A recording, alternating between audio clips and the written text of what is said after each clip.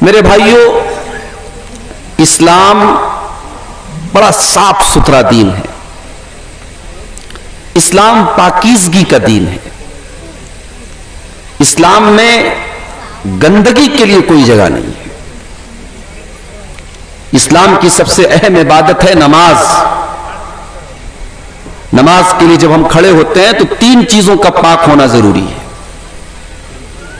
ایک تو نمازی کا بدن پاک ہو، دوسرے نمازی کا کپڑا پاک ہو، اور تیسرے نماز پڑھنے کی جگہ پاک ہو.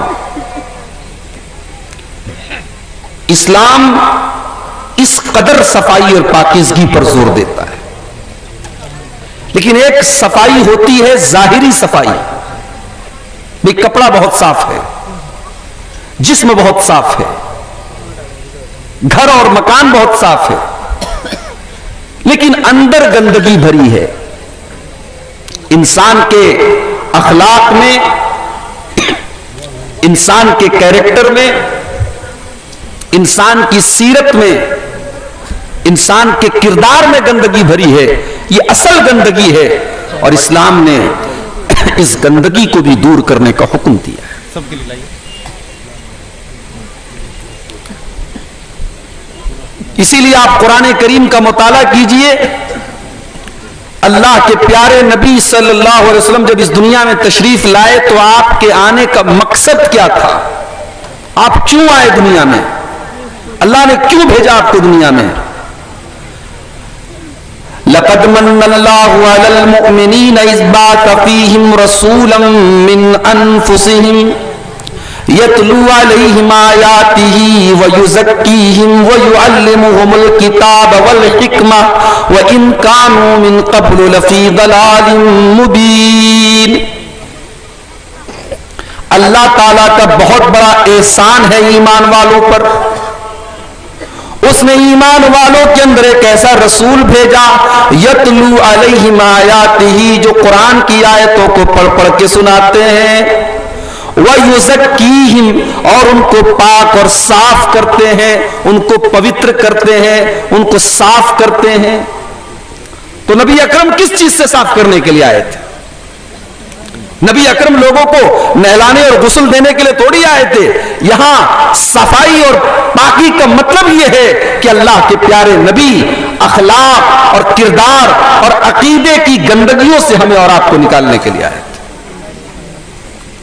اور میرے پیارے ساتھیوں، انہی گندگیوں میں سے ایک بہت بڑی گندگی ہے سماج کے اندر زناکاری اور بدکاری کی گندگی. اسلام اس بات کو قطعاً گوارا نہیں کرتا کہ سوسائٹی کے اندر بدکاری ہو، زناکاری ہو، حرام کاری ہو. اسلام نے ہر طریقے کی بدکاری کو حرام قرار دیا ہے. وَلَا تَقْرَبُوا الْفَوَاحِشَ مَا ظَهَرَ مِنْهَا وَمَا بَطَنَ، تمام گندے کاموں سے، تمام فحش کاموں سے، تمام ناپاک حرکتوں سے بچو. ان کے قریب نہ جاؤ، چاہے وہ کھل کر کی جا رہی ہوں، چاہے وہ چھپ کر کی جا رہی ہوں.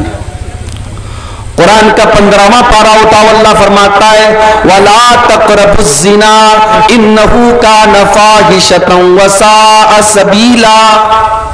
تم زنا کے قریب بھی نہ جانا، یہ بہت گندا کام ہے، بہت ہی برا راستہ ہے. غور کیجئے، یہ نہیں کہ زنا مت کرو، زنا کے قریب بھی مت جاؤ. یہ قرآن کا لفظ ہے. یعنی یہ حرکت، یہ زناکاری، یہ بدکاری اللہ تعالیٰ کو اتنی ناپسند ہے کہ اللہ نے اس کے قریب بھی جانے سے منع کیا ہے. اور یہ چیز اللہ تعالیٰ کو جتنی ناپسند ہے، شیطان کو اتنی ہی پسند ہے. آپ جانتے ہیں جب ہمارے باپ آدم اور ہماری ماں حوا نے جنت میں اس درخت کو کھا لیا جس کے قریب جانے سے اللہ نے منع کیا تھا، تو اس غلطی کا سب سے پہلا جو اثر ظاہر ہوا، دونوں کے بدن کے کپڑے اتر گئے، دونوں ننگے ہو گئے. قرآن کریم میں اللہ تعالیٰ نے نقشہ کھینچا، یا بنی آدم لا یفتننکم الشیطان کما اخرج ابویکم من الجنہ ینزع عنہما لباسہما لیریہما من سوآتہما۔ اے آدم کی اولاد، اے حوا کی بیٹیوں، شیطان تمہیں بہکا نہ دے، شیطان تمہیں گمراہ نہ کر دے جس طریقے سے اس نے تمہارے باپ آدم کو اور تمہاری ماں حوا کو جنت سے نکلوایا تھا۔ يَنزِعُ عَنْهُمَا لِبَاسَهُمَا، اس نے ان دونوں کے کپڑوں کو اتروا دیا تھا، دونوں کی شرمگاہیں نظر آنے لگی، دونوں کی ستر نظر آنے لگا، اور شیطان یہی چاہتا تھا دونوں ننگے ہو جائیں۔ پہلے دن سے ابلیس کا یہی مشن ہے، انسان ننگا ہو جائے، عورت ننگی ہو جائے، مرد ننگا ہو جائے۔ عریانیت، ولگیرٹی، اشلیلتا، یہ شیطان کا مشن ہے۔ اور اللہ کا حکم یہ ہے کہ تمہیں زنا کے قریب نہیں جانا ہے، تمہیں گندگی کے قریب نہیں جانا ہے۔ اسی لیے جب اللہ تعالیٰ نے قرآن میں لباس کا ذکر کیا، کپڑے کا ذکر کیا، تو کپڑے کا ایک مقصد یہ بھی بتایا کہ کپڑا تمہارے جسم کو ڈھانپنے کا ذریعہ ہے۔ یا بنی آدم قد انزلنا علیکم لباسا یواری سوآتکم وریشا، اے آدم کی اولاد، ہم نے تمہارے اوپر جو لباس اتارا ہے، جو کپڑے ہم نے تم کو دیے ہیں، اس کپڑے کا دو مقصد ہے۔ یہ کپڑا تمہاری ستر پوشی کرتا ہے، یہ تمہاری شرمگاہ کو چھپاتا ہے، اور یہ کپڑا زینت کا کام کرتا ہے، یہ تمہیں آکرشک بناتا ہے، یہ تمہیں سجاتا اور سنوارتا ہے۔ تو اسلام زناکاری اور بدکاری کی پرمیشن نہیں دیتا۔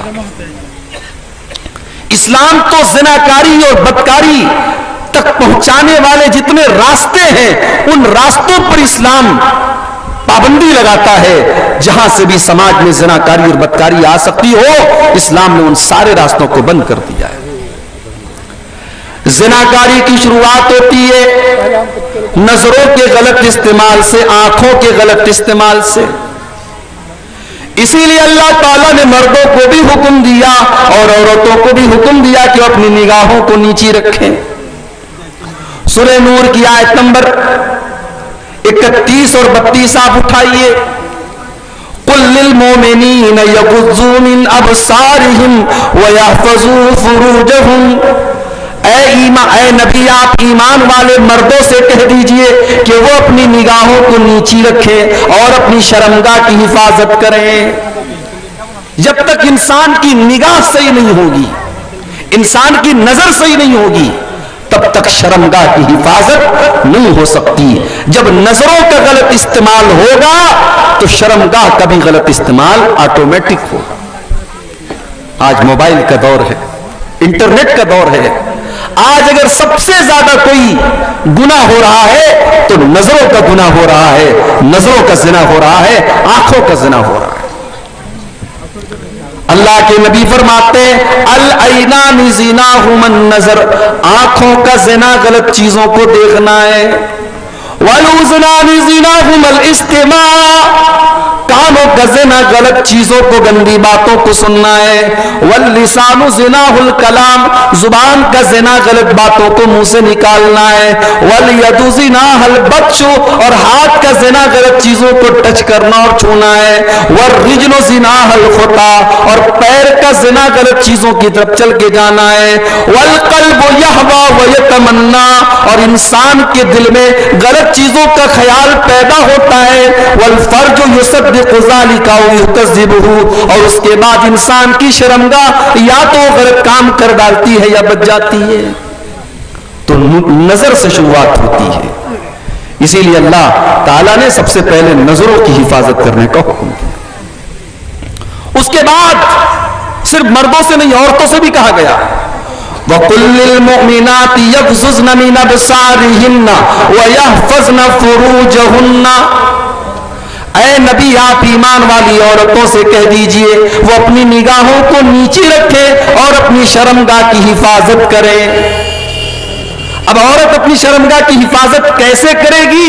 اس کے لیے بہت ضروری چیز ہے عورت کا پردے میں رہنا اور عورت کا اپنے حسن اور اپنی خوبصورتی کو چھپا کر کے رکھنا. اس لیے آگے اللہ نے فرمایا وَلَا يُبْدِينَ زِينَتَهُنَّ إِلَّا مَا ظَهَرَ مِنْهَا. اے ایمان والی عورتوں، تم اپنی زینت کو کسی غیر مرد کے سامنے ظاہر مت کرو. اب زینت کے اندر عورت کا چہرہ بھی آ گیا، عورت کا پورا بدن آ گیا، عورت کے زیورات آ گئے، عورت کے جسم کے نشیب و فراز آ گئے. عورت سر سے پیر تک زینت ہے اور اللہ نے کہا تیری زینت تجھے غیر مردوں کے سامنے ظاہر نہیں کرنا ہے. اس کے بعد فرمایا وَلْيَضْرِبْنَ بِخُمُرِهِنَّ عَلَى جُيُوبِهِنَّ. اے مسلمان عورتوں، تمہیں اپنا دوپٹہ اپنے سینے پر رکھنا ہے، اپنے گریبان پہ رکھنا ہے. بھائی کے سامنے بھی، باپ کے سامنے بھی، سسر کے سامنے بھی، محرم رشتہ دار کے سامنے بھی جب بھی تم رہو اپنے سر پہ دوپٹہ رکھو، اپنے سینے پر دوپٹہ رکھو. اللہ اکبر.